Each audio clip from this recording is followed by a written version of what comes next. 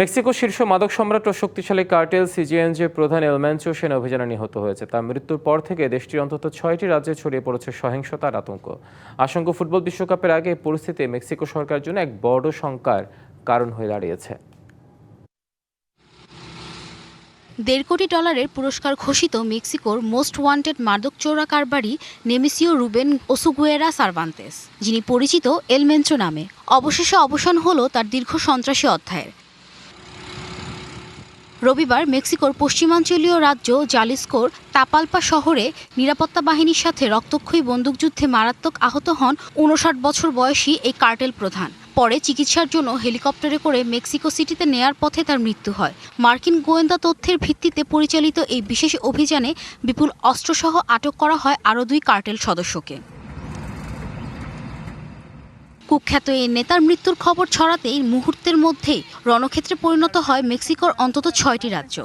Jalisco, Colima, Michoacan থেকে শুরু করে গুয়ানাহুয়াতোতে ছড়িয়ে পড়ে সংঘর্ষ। কার্টেল সদস্যদের তাণ্ডবে জ্বলছে গাড়ি, সদস্যরা অবরুদ্ধ করে রেখেছে প্রধান সড়কগুলো। আসন্ন ফিফা বিশ্বকাপের অন্যতম ভেন্যু গুয়াদালাজারা যেন পরিণত হয়েছে এক ভুতুড়ে নগরীতে। অন্যদিকে পর্যটন শহর পুয়ের্তো ভালার্তায় দেখা গেছে কালো ধোঁয়া।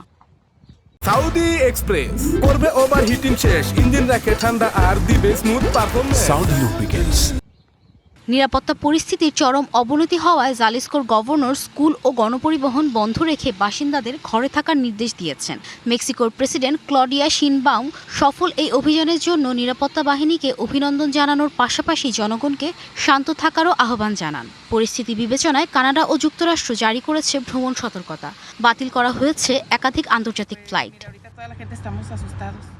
যুক্তরাষ্ট্র এই অভিযানকে 2 দেশের জন্য বড় ধরনের অগ্রগতি হিসেবে দেখলেও বিশ্লেষকরা শোনালেন ভিন্ন কথা। তাদের মতে এল মেনচোর মৃত্যু কার্টেলের অভ্যন্তরীণ ক্ষমতার লড়াইকে আরও উস্কে দিতে পারে, যেমনটি ঘটেছিল সিনেলোয়া কার্টেলের প্রতিষ্ঠাতা এল চাপোর গ্রেপ্তারের পর। আর বিশ্বকাপের মতো মেগা ইভেন্টের ঠিক আগে এই সংঘাত যেন মেক্সিকো সরকারের জন্য এক বিশাল চ্যালেঞ্জ হয়ে দাঁড়িয়েছে।